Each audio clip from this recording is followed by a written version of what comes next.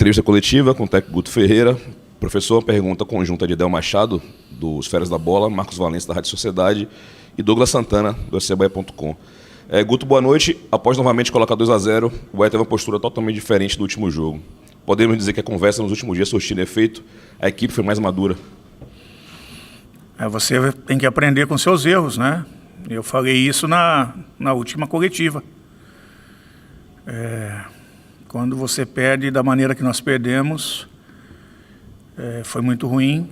Nós tivemos que lamber as feridas e aprender com os erros. E a gente vinha de 2 derrotas um tanto parecidas, com erros capitais no final do jogo. 2 resultados que, de repente, já podiam ter selado a manutenção do Bahia. Mas o mais importante é que o campeonato se ofereceu de novo para nós, nos colocou de novo em condições de brigar pelo nosso lugar, pelo nosso espaço, e dessa maneira, nesse momento, nós fizemos isso com unhas e dentes. E é essa postura que nós temos que ter novamente no próximo jogo. Reginaldo Lima, da Rádio Sociedade News de Feira, Marinho Júnior, da Metrópole FM. Esperança viva, e mesmo após a frustração anterior, o torcedor compareceu e empurrou o time. O que fazer para que esse apoio não seja em vão? Buscar o resultado lá. A gente ainda não pode dizer que a gente depende só de nós, porque ainda tem 2 equipes a jogar. E nesse momento nós igualamos na pontuação, a gente sai da zona, né?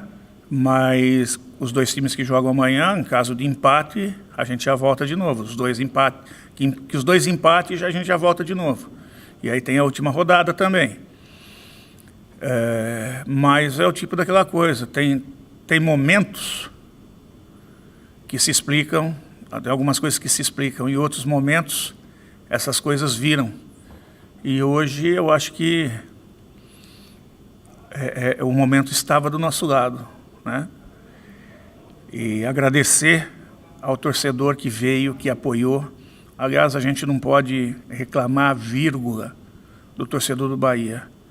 Eu acho que essa chama que continua acesa se deve muito à energia do nosso torcedor dentro da Arena Fonte Nova, da maneira que ele tem nos carregado, da maneira que ele tem embalado o time e tem impulsionado o time rumo aos triunfos. Nilson Luiz, Itapuã FM. Guto, boa noite. O árbitro foi muito rigoroso na expulsão de Rossi? É uma questão de opinião, né? E eu achei que sim. Por quê? Porque embora tenha havido uma discussão verbal, o Rossi não agrediu. O Rossi foi pego pelo pescoço, mas não retribuiu a agressão. Então ele não retribuiu a agressão dele foi verbal, e ele acabou tendo a mesma punição de quem fez uma agressão física, né? Só por isso. Eu, particularmente, embora tenha tido essa situação, tenha tido a situação de um pênalti, né? Eu continuo achando o Luiz Flávio um dos 3 melhores árbitros do Brasil. Ele e a sua equipe. É um cara experiente, é um cara íntegro, é um cara que busca a perfeição dentro das suas arbitragens. E eu, particularmente, quando ele apita jogos nossos, eu fico tranquilo, porque eu sei que quando tiver um erro, não vai ser um erro porque teve algum tipo de má fé.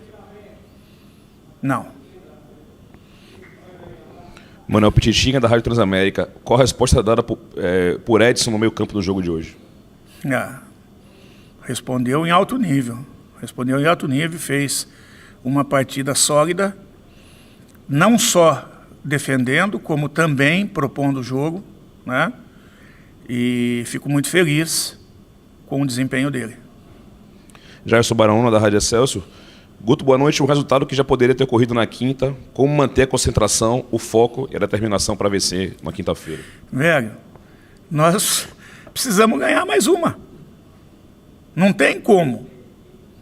O único resultado que mantém o Bahia é mais um triunfo. Então nós temos que nos entregarmos de corpo e alma atrás desse triunfo. E a última pergunta, Ulisses Gama, do Bahia Notícias, Salvador FM. Guto, o torcedor sempre pergunta para o Marcelo Cirino e você vem relacionando ele nos últimos 2 jogos. Como está a real condição dele? Imagina um jogador que parado há 1 ano, que fez alguns coletivos, não fez nenhum jogo-treino. Mas, por que você está levando para o banco? Eu estou levando para o banco porque tem N motivos que ele contribui. Ele é um cara experiente, ele tem uma voz dentro do vestiário, uma voz de experiência, e caso eu necessite 5, 10 minutos, dependendo de como tiver o jogo, ele passa a ser um jogador importante. E, às vezes, 5, 10 minutos pode fazer toda a diferença. Pode fazer toda a diferença. Hoje, parte da torcida, né, gritava o nome de Ramírez. Ramírez não entrou porque não era o jogo para ele. Não era o momento para ele. O estágio que ele está, né, e as características que ele tem para aquele momento da partida não era. Só por causa disso. Isso não retira vírgula do talento dele. Mas o Ramírez ainda não está no estágio do Ramírez que se machucou. Vai chegar. A tendência tem mais um jogo só. Ele pode ser útil sim nesse jogo. Ele não está descartado de entrar ou não entrar. E depois para o ano, ele é um jogador que vai pegar toda uma progressão de jogos mais, teoricamente, mais leves, e vai progredindo e vai desenvolvendo, e daqui a pouco ele está jogando até mais do que ele estava jogando. É isso que o torcedor tem que entender. Tá? Porque a visão que o torcedor tem é de o Ramírez antes da lesão. E ele... Eu seria otário se ele estivesse entregando tudo que ele estava entregando antes da lesão e eu não estivesse colocando ele para jogar.